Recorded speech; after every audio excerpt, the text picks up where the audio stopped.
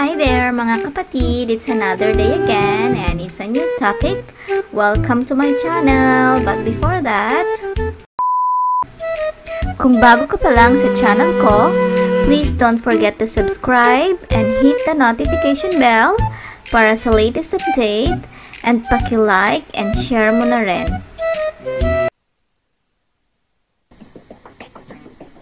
Thank you.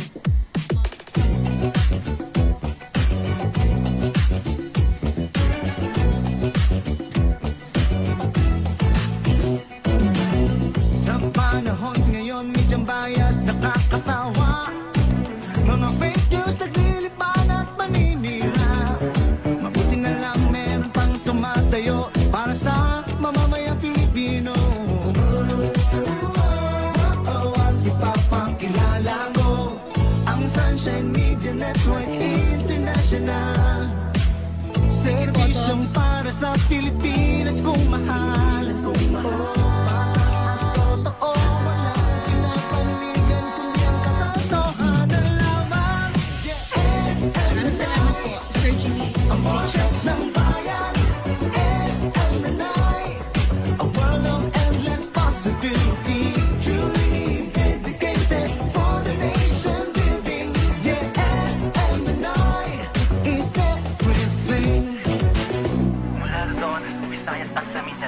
Maging hanggang sa ibang bansa,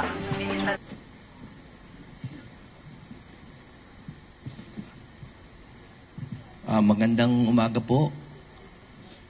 Ako po si Jimmy Bondok, isa pong musikero. Ngayon po'y abogado, isa rin pong dating public servant. At ako po ay una nagpapasalamat sa PDP na sinamahan pa ako ni Senator Robin Padilla upang mag-file ng niya ako dito sa yugto na ito ng aking buhay, and to my family at sa lahat ng mga naging teacher ko, mga teacher, total teachers, ngayon, month. And to the greatest teacher, of course, Raboni, to my Lord, maraming salamat. Ako po ay tatakbo bilang senador sa 2025 na elections. Matagal na po akong boses ng ilang sektor ng lipunan, ng music industry, private, public, and now even the legal profession. At nais ko pong gamitin ng boses na ito upang i-institutionalize ang anti-corruption. Gumawa po ng isang mabisa na batas na tuluyan ng wakasan ang korupsyon sa Pilipinas. Kaya sana po, samahan ako ng mga nagtitiwala sa akin at sa lahat po ng nakasalamuha ko sa buhay na alam na ang puso ko po at ang aking kakayahan ay gagamitin ko para paunlarin talaga ang buhay ng Pilipinas sa wakas. Ako po ay si Jimmy Bondok, isang boses at isang senatorial candidate under PDP Laban. Maraming salamat po, Sir Jimmy. Tanong po, Gab Humilde, PTV4. Good morning, sir. Nasabi niyo po kanina na nais niyo rin pong maging boses ng entertainment industry po sa Senado. So, kung pala rin po kayo manalo, sir, ano po yung mga panukala po ninyong batas na nais po ninyong ihain? Alam niyo po, ang unang dapat ma-recognize natin ay ang music and entertainment is an economic force and the labor force. At ang puwersa na to ay hindi pa optimized sa ngayong panahon. Hindi tulad sa ibang bansa na gamit ito. Sa Senado, of course, ang kapangyarihan niyan ay mag-concur sa mga treaties. We can encourage the adoption or the creation of treaties para po tayo ay magkaroon ng pag-ugnayan sa ibang bayan and to exchange talent and our music force, no? Para umunlad ang turismo at makilala ang kultura ng Pilipino globally. Okay. John, Inquirer.net. Sir, morning. Good morning. So should you secure a seat, sir, in the Senate, will you be aligned to the opposition or will you join the administrations among the senators, sir? You know, ako po ay tumatakbo sa ilalim ng PDP laban. And I am a good follower, I am a good soldier. But I also believe in pursuing policies, no, instead of pure party lines. So ako po ay loyal na PDP laban. And I will also be loyal to the best policies. Sir, just a quick follow-up. Are you still loyal, sir, to the former President Duterte? Absolutely. Siya po ay aking kaibigan at ang isa po sa aking talagang layunin ay patibayan ng best of the Duterte principles. Okay, thank you. Next, Gyro, Rappler. Hi sir, good morning. Good morning. Nabanggit niyo po na loyal pa rin po kay President Duterte, and during your speech earlier, ang isa po sa mga magiging platform niyo if ever po ay anti-corruption policies po. Number one. Yes sir. What can you say sir that President Duterte is now facing a plunder complaint filed with the Department of Justice? Yes. Sir. Well, that's what the courts are there for, no? So, tayo ay talagang susunod na lamang sa very time-honored principle na innocent until proven guilty. At ako na po, bilang kaibigan niya, ay sigurado naman na ang lahat ng ginawa ng ating nakaraang Pangulo ay the best interest of the people. Sir, just last follow-up for me, sir. In 2020, sir, you were among the vocal critics of the ABS-CBN, sir. If you become senator, sir, what are your policies po? What will be your policies to safeguard press freedom in the Philippines, sir? Thank you, sir. The franchise issue is a very different issue from press freedom. As an artist, ang kalayaan po ng pamamahayag ay napakahalaga sa akin.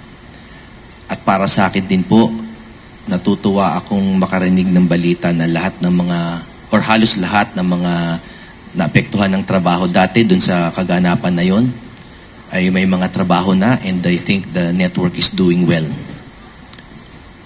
Para sa akin, yung mga issues dati na kinaharap ng network ay dapat dinigin sa tamang korte para matapos ang issues about tax, labor, at lahat pa ng mga pinaratang sa kanila. But I only have the best wishes for their workers and even for their management. And finally, I hope magkaroon ng magandang pakikipag-ugnayan yung management at yung lehislatura so that if ever a franchise is granted, it will be granted under the best conditions. Okay, thank you po. Gerard Nabal from Malaya. Sir, Si Gerard. sir, Ay. sir, good morning. Sir, as a former official of PAGCOR, sir, what can you say with the recent announcement of, not recent, but yung ban on Pogo, sir? And yung kung ano po yung kinalabasan nung pag-flourish ng Pogo sa Philippines? Thank you. Napaka masalimuot na issue talaga ng Pogo. Sa isang banda, kumikita po ang bayan dyan at hindi galing yan sa pera ng Pilipino, kundi galing sa banyaga. Sa kabilang banda, maraming social disturbance na nagaganap. So para sa akin, that is really, I think, an executive and legislative prerogative. Depende talaga yan sa wisdom ng nakikita nung nakaupo. At ngayon, in their wisdom, nakita nila sa senaryo ngayon, it is best to shut it down. So I respect that. Follow up. But sir, are you in favor of it, sir? Being one of the former officials of PAGCOR? You know, and I'm not evading, no, I'm making sure very clear yung answer ko. ang mga gaming issues is very reliant on existing conditions. Ano ba yung klima? No? Kung ang conditions ay maganda, na pwede siyang paandarin, na hindi magkaka-social disturbance, hindi magagalit ang ibang bansa sa atin, if we're able to create it that way, at walang mga social friction, then it's a good economic force. Dahil nung pandemic, marami po sa naitulong natin sa social fund ay galing sa fees from POGO. Pero again, I'm only in favor of it if it is performed well, regulated well, and under the right conditions. Which is why binabalik ko po yung sagot ko dun sa executive and legislative prerogative talaga yan. Depende sa sitwasyon. Okay, thank you. From SMNI po, MJ. Hi, MJ.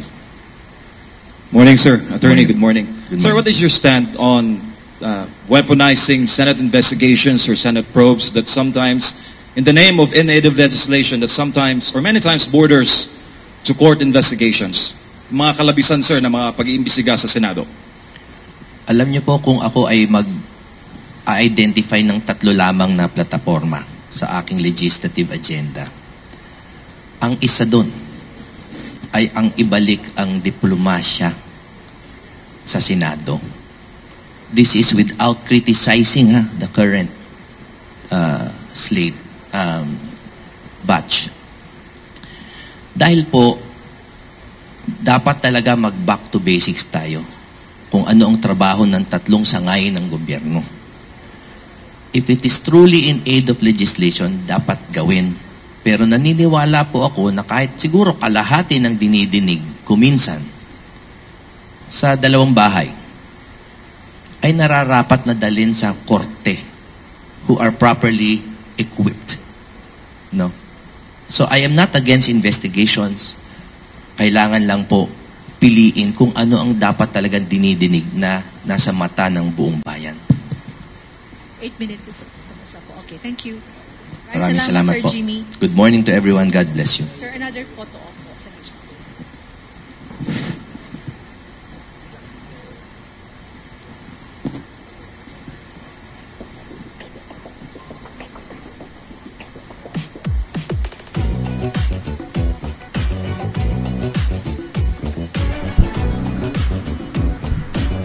So yun mga kapatid, narinig natin yung short speech and short question and answer portion ni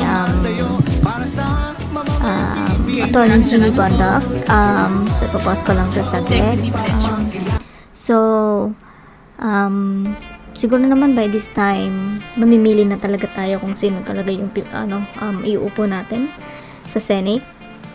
And I think it's about time na mapalitan na yung mga old na wala namang naiambag sa bansa natin. And for me, I'm campaigning for Attorney Jimmy Bondoc. Sana po manalo siya. Basta para sa akin, lahat ng i-endorse ni former President Duterte ay aking susuportahan. Lahat ng pro Duterte at saka nasa PDP, aking susuportahan na talagang ikakampanya ko sila. And thank you once again at nag-file na rin si Attorney Jimmy Bondoc na madami talagang nag-wish na sana tumakbo siyang senator. At eto na nga po, naghayag na siya at nag-file na po siya ng COC niya. So we have to move on. Meron pa akong isang ipapalabas po sa inyo. So, ito po yung next, si Attorney Bosantog tsaka si Doc Lorraine. I think party list po sila sa, ano na nga yung name ng party list. Basta letter E siya eh. Basta yun na yun. I think they're gonna support yung sa indigenous people ata. I think, and please, mga kapatid, let's vote for this party list. And this is under hindi ko lang sure kung sa kung may mga partido din, pero I'm 100% sure i-endorse siya ni Pangulong Duterte. Kasi alam naman natin na very ano sila, supportive during the time dun sa ano, i-post ko lang saglit kasi meron siyang speech ata si Atty. Bosanto.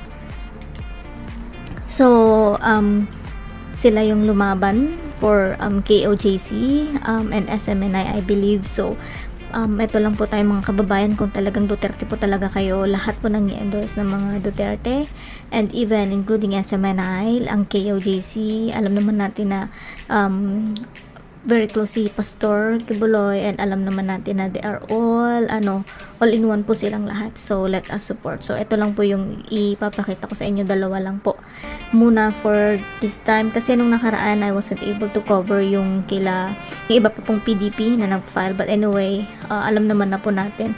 Ito, nakita ko kasi siya sa day 6 ng filing, so we're still waiting for other candidates na we're hoping Attorney Vic, Mayor Baste of course, and I think and I'm not quite sure kung si Pangulong Duterte sa Davao siya magma-mayor, mag-file siya ng doon, candidacy niya, and of course kung Pulong, I think, but I'm not quite sure, abangan natin but for today, ito munang dalawa, kasi since bago sila na nag-file, first time ni Attorney Jimmy Bondoc for senatorial race, tapos eto naman party list nila Doc Lorraine. I think second nominee yata dito si Doc Lorraine, at first nominee si Atty. Bosantog, which is alam naman natin, I think Atty. Bosantog is from Mountain Province. So let's go sa tayong mga bandang north, and even mga natin, mga kaibigan natin na mga Igorot. Marami rin akong friends before when I was still studying sa Baguio City. So let's support mga kapatid, and this time around, boses naman natin dapat na manaig. So let us watch this one, guys. Sambayanan Party List.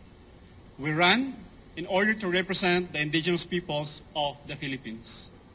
We run in order to represent and lend our voices to our alliance of network, including the Urban Poor of the Philippines, the Armed Forces of the Philippines, the organizations that supports us, especially the parents and families of recruited members of the communist terrorist organization. But basically, our voices as to why we are running is we believe that our country has long forgotten the indigenous peoples, and that is there is no sufficient voice advocating for the rights of the indigenous peoples. At this point in time, there has been rumors and there has been confirmation that the only law that caters for the indigenous peoples is being abolished or being diminished, and we would like to stand for the right of the indigenous peoples. We thank the COMELEC, headed by our chairperson, for allowing the indigenous peoples of the Philippines to have a voice, possible voice in Congress, allowing us to participate in the electoral process. The indigenous peoples of the country has been nation builders. They had been a part of nation building way before the establishment of this government, and we will be a nation builder. But at the end of the day, discussions regarding development, conservation, and preservation of the ancestral domain has long been forgotten, and we want to be a part of the discussion. The indigenous peoples has a lot of wisdom to contribute into nation building. Mabuhay po tayong lahat. Okay, question. John, inquired that. Please. Pakipasa po ng microphone, sir. Thank you.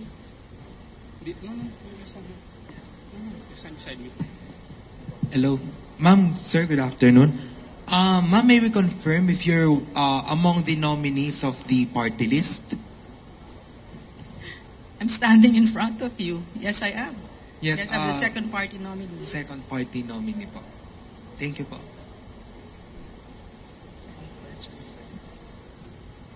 Go ahead. Please, pakibanggit lang ng name and organization nyo. Video org. Pakipasa ng form. Thank you. Hello. I'm Gio from TV5. My question is, how are we going to protect yung mga katutubo natin na biktima ng red tagging?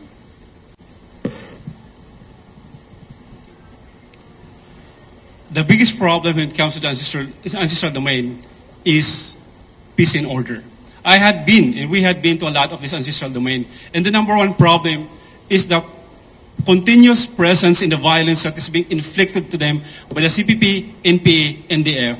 We had been on this advocacy for the last 5 years, being a spokesperson of the National Task Force to End Local Communist Armed Conflict. So my question to you is that, if you say that they are victims of red tagging, what about the victims, the indigenous peoples who are the victims of the communist terrorist organizations? We have, in my own, when I had served the Caraga region as regional director for the National Commission on Indigenous Peoples, we have 21 cases of reprisal killings from these organizations. So my question is, who is speaking for these victims? Who are speaking for the indigenous peoples that has been the victims of this communist terrorist organization for the last 53 years?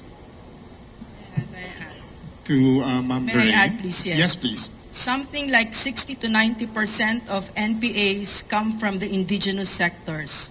What that means is that our indigenous brothers and sisters have been victimized, have been tormented and exploited by the communist terrorists CPP, NPA, and the F.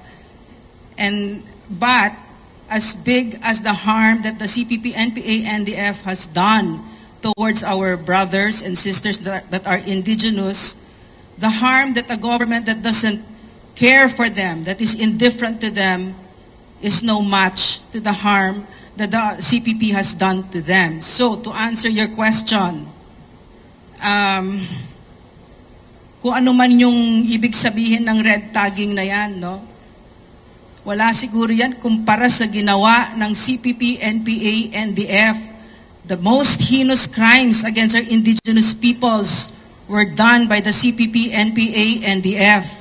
Child trafficking, human trafficking, slavery, child abuse, recruitment to violent extremism, terrorist financing, rape, all these sexual crimes. No, so, I guess that's my answer. This is part of our advocacy, is to protect our indigenous brothers and sisters from the exploitation, from being targeted by the CPP and NDF, and to hopefully be part of a government that cares for them, because we have experienced from our short stint in government, no, that the transformative and powerful role of good governance.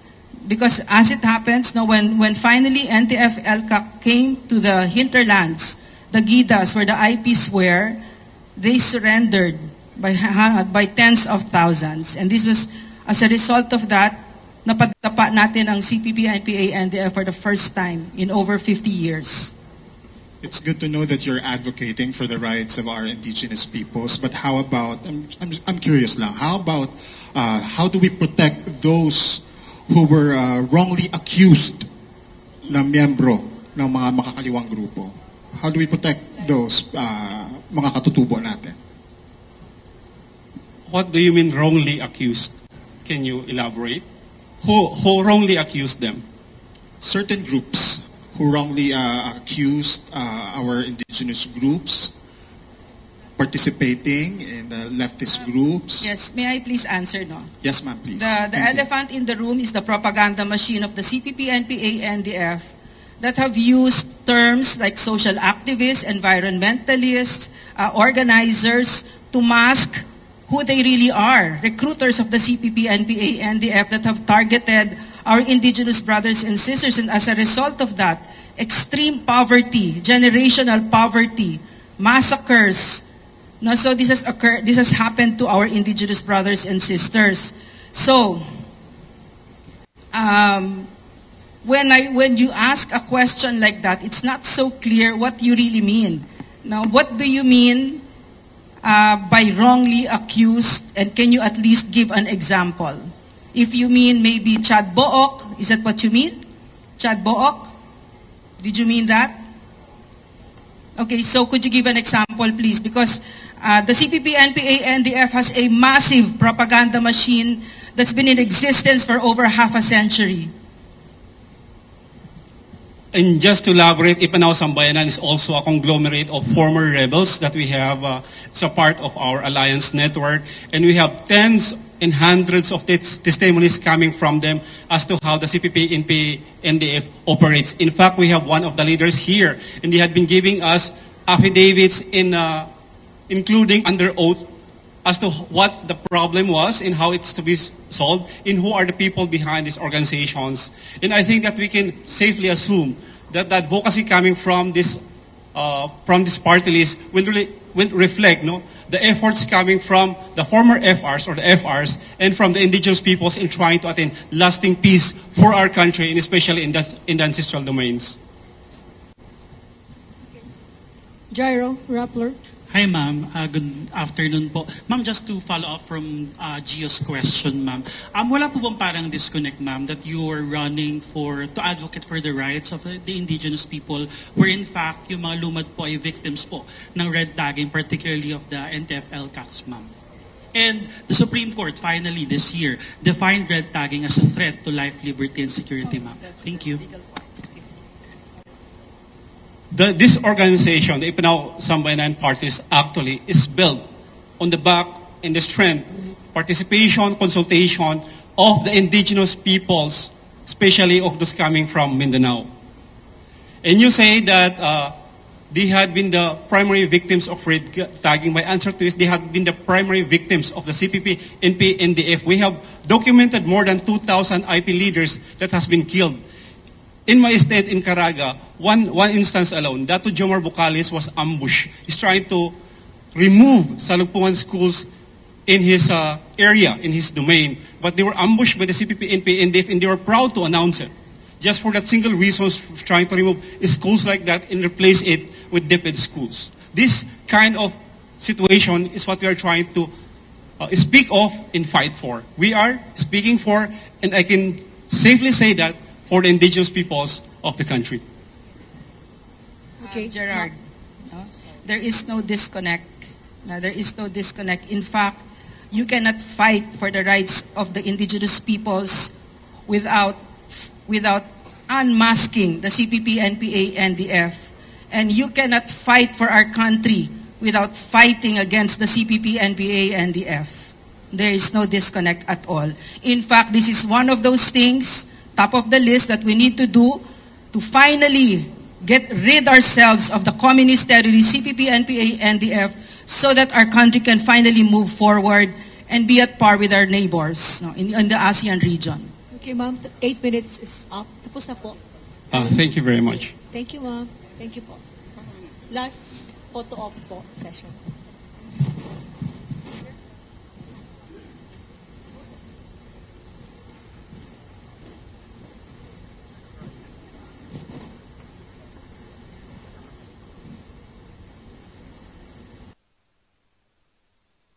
So that's the end. Thank you for watching. Please don't forget to subscribe News Couple RD. Please like and share, and don't forget to hit the notification bell. Thank you.